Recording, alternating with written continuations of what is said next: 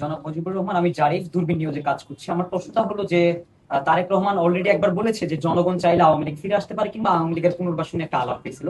যে এই যে বিষয়টা, জনগণ চাইলে কি দেশের প্রণীত আইন, যেটাকে যেখানে হচ্ছে আওয়ামী লীগকে নিষিদ্ধ করে রাখা হয়েছে কিংবা কার্যক্রম নিষিদ্ধ করা হয়েছে, জনগণ চাইলে কোনো যে রাজনৈতিক দল যেগুলো আছে তারা কি এই যে আওয়ামী লীগের পুনর্বাসনটাকে ঠেকায় রাখতে পারবে কিনা, কিংবা ঠেকানোটা কতটুকু আইনসঙ্গত হবে বলে মনে করেন? দেখেন, জনগণ চেয়েছে বলেই তো শেখ হাসিনাকে পালিয়ে যেতে হয়েছে। জনগণ রাজপথে নেমে এসেছে। রাজপথে নেমে এসে তারা তাদের রায়, বিক্ষোভ, গণ অভ্যুত্থান ঘটিয়েছে বলেই তো আওয়ামী লীগ এই বাংলাদেশের রাজনীতি থেকে, ক্ষমতা থেকে, সার্বিক অবস্থান থেকে তাদের পতন ঘটেছে। সুতরাং যদি মনে হয় যে জনগণ আবার চাইতে হবে, সে চাওয়াটা কিভাবে চাইবে? সে চাওয়ার দুটা পথ হতে পারে।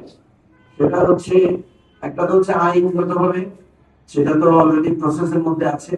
কারণ আমরা মনে করি গণহত্যার সাথে আওয়ামী লীগের সরাসরি সম্পৃক্ততা পাওয়া গেছে।